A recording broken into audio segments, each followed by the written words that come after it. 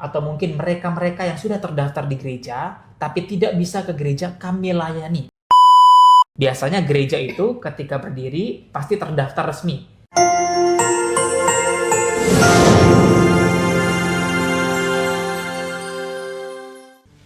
Halo Sobat Caraka, selamat datang di podcast kita, Podcast Caraka, cerita inspiratif bersama Kemenak Kendal.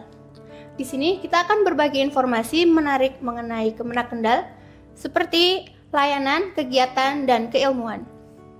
Bersama saya Lana Syifa, telah hadir bersama saya narasumber yang sangat luar biasa, seorang penyuluh agama Kristen kantor Kemenak Kabupaten Kendal, yaitu Bapak Riko Kusuma Marga. Selamat datang Bapak Riko.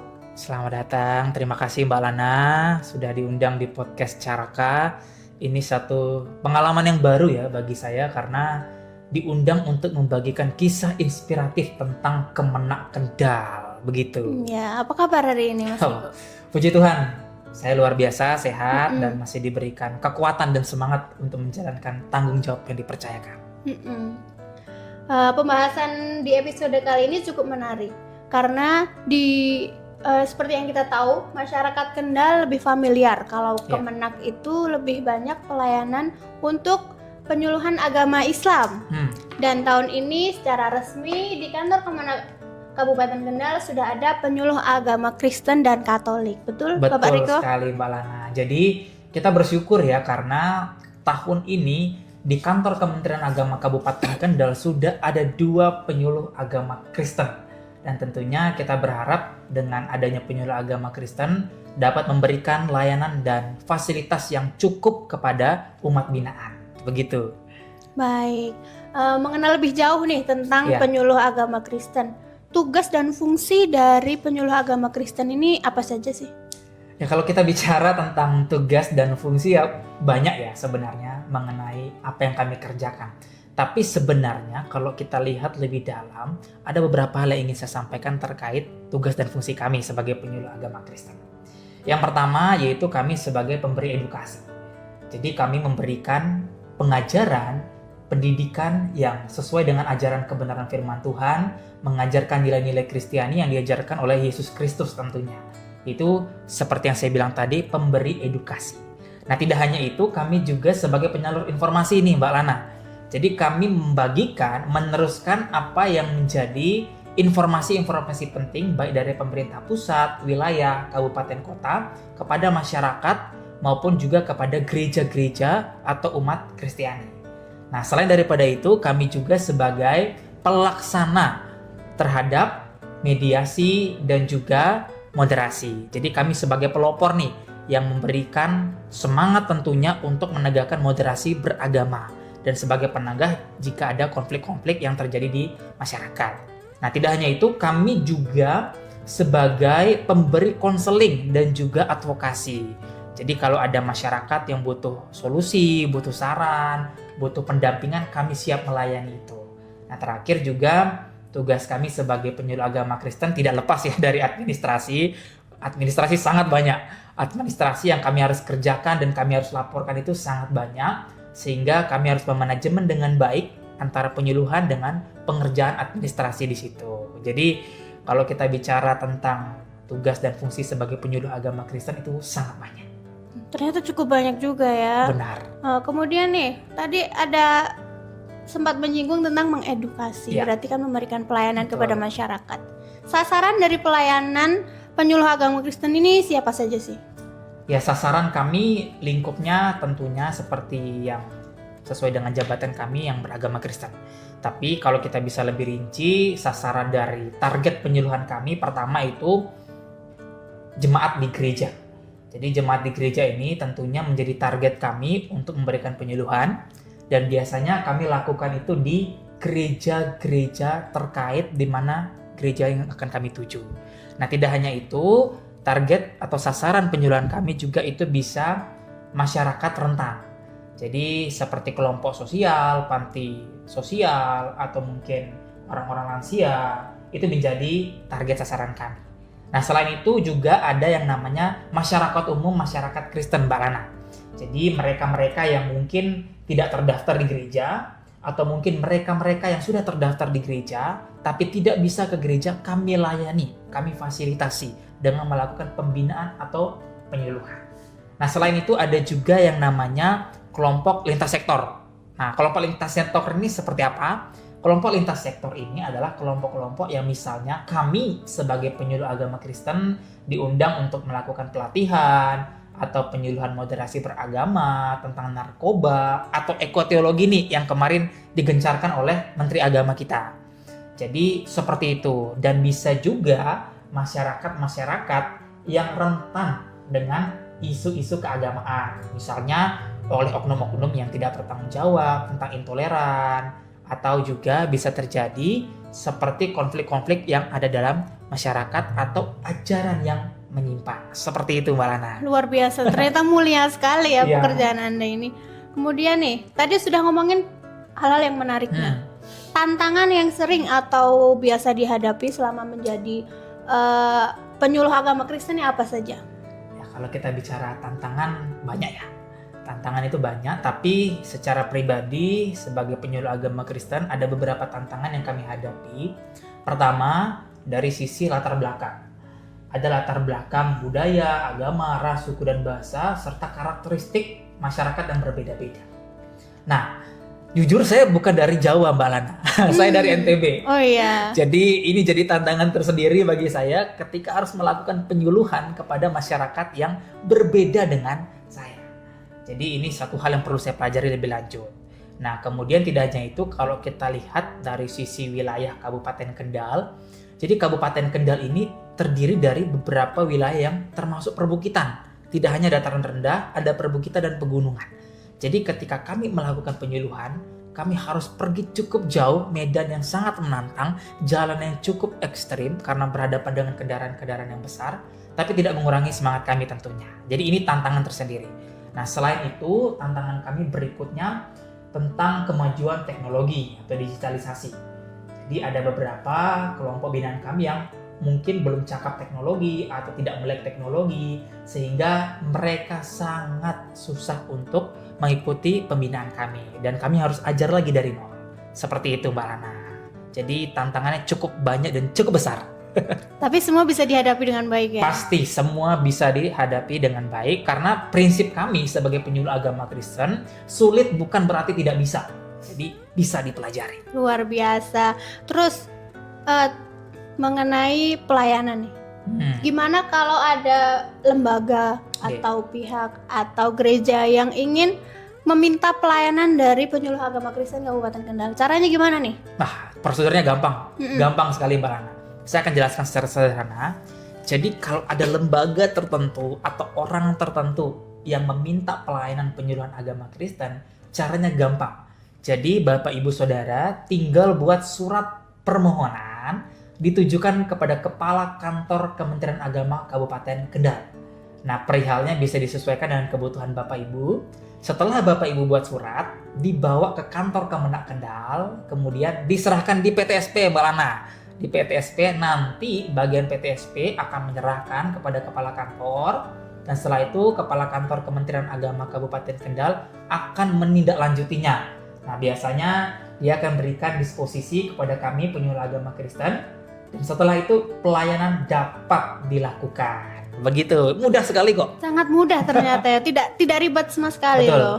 Kemudian nih Mas Riko, Bapak Riko, saat ini pemerintah sedang gencar mensosialisasikan kepada para pendeta atau pengurus gereja untuk segera mengurus STL atau surat tanda lapor gereja. Betul. STL itu apa sih?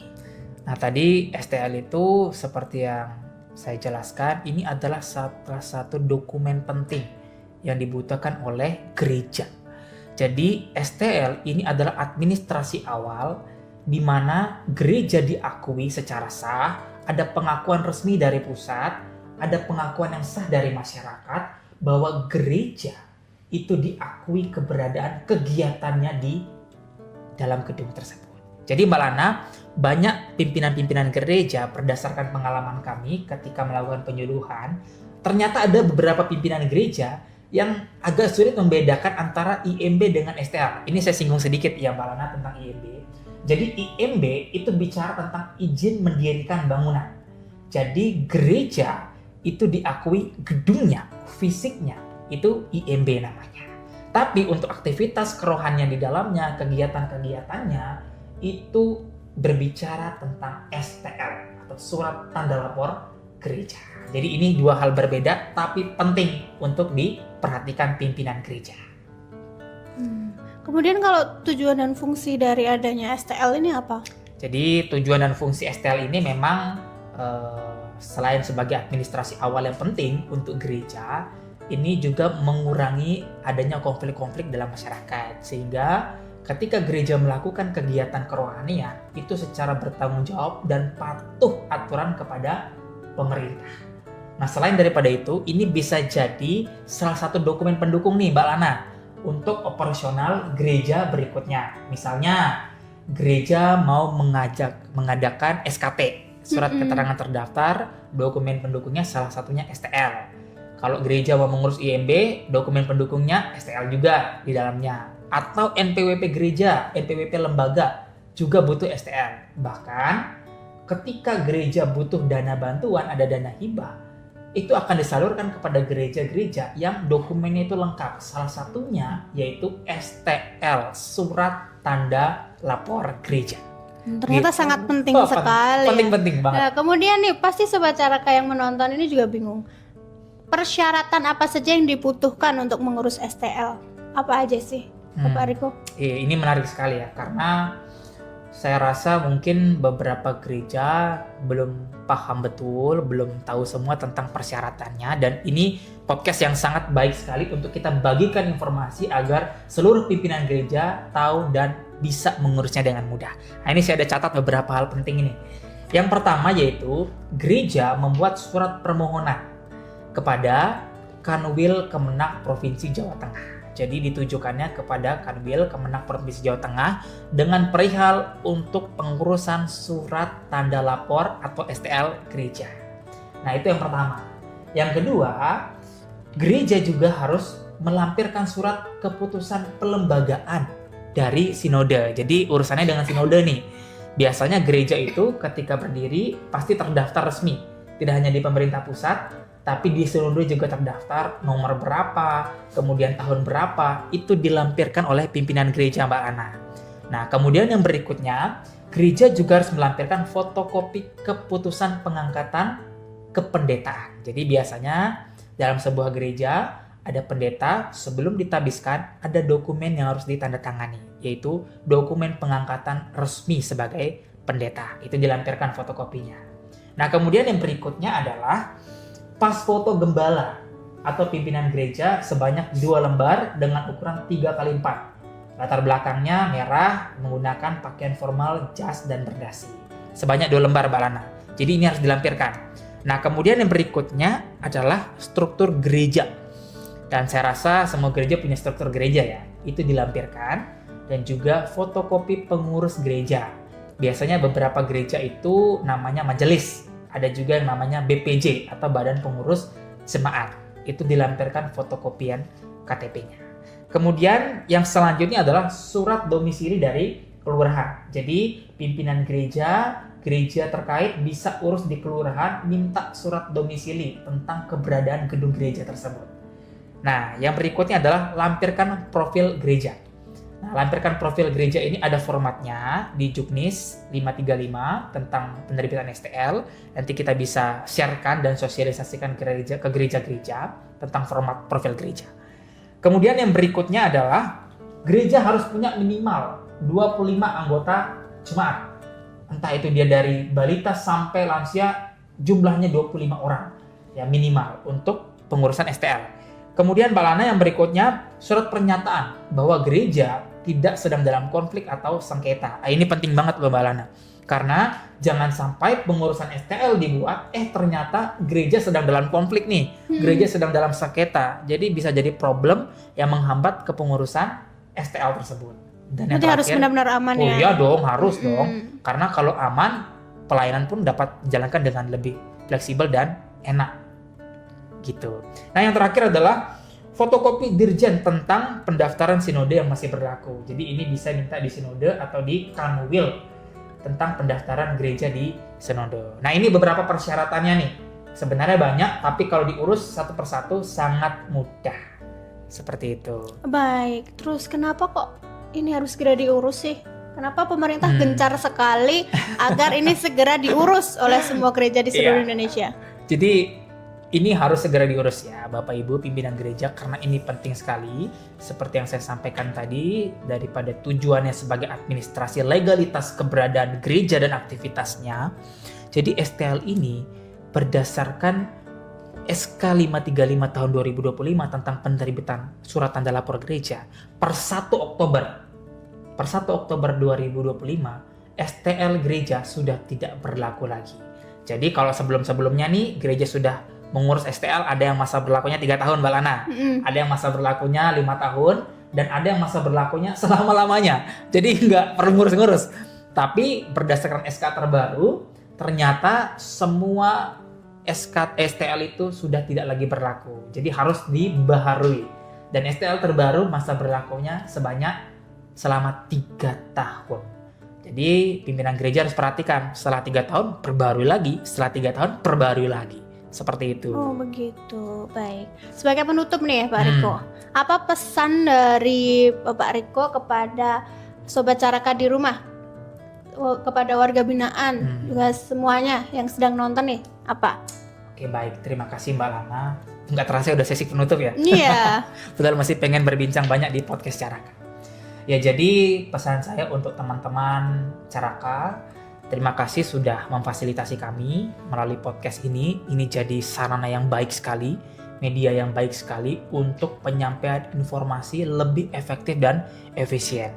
Kita tidak bisa pungkiri perkembangan digitalisasi, kemajuan teknologi mengharuskan kita untuk melek teknologi dan mampu berkembang sesuai arah perkembangan zaman. Ini salah satu media yang menolong umat binaan saya secara khusus memahami tentang informasi STL ini dan tugas kami sebagai penyuluh agama Kristen. Nah, kepada umat binaan, kepada kelompok binaan, kami juga mengucapkan terima kasih untuk kerjasamanya dan juga partisipasinya dalam penyuluhan, antusias yang sangat baik sekali diberikan ketika kami datang, dan bagi kami itu satu hal yang bermakna sekali. Nah, bagi umat binaan tetaplah teguh, tetaplah kuat dan semangat di dalam Tuhan. Sampai jumpa dalam pertemuan-pertemuan kami ketika kami datang penyuluhan ke tempat Bapak Ibu. Begitu. Luar biasa sekali Bapak Riko. Iya. Semoga kedepannya semakin sukses dalam pengabdian ini. Dan semakin banyak warga binaan juga yang mendapatkan pelayanan dari para penyuluh agama Kristen Kabupaten Kendal. Amin. Ya, baik, untuk Sobat Caraka, mungkin ini sudah menjadi sesi terakhir dari episode podcast kali ini. Kita sudah mengenal lebih dekat tentang podcast Caraka, tentang penyuluh agama Kristen. Iya dong, penyuluh agama Kristen dong. Iya. Baik, sampai jumpa. Terima kasih Bapak Riko untuk waktu yang sudah diluangkan, dan Sobat Caraka.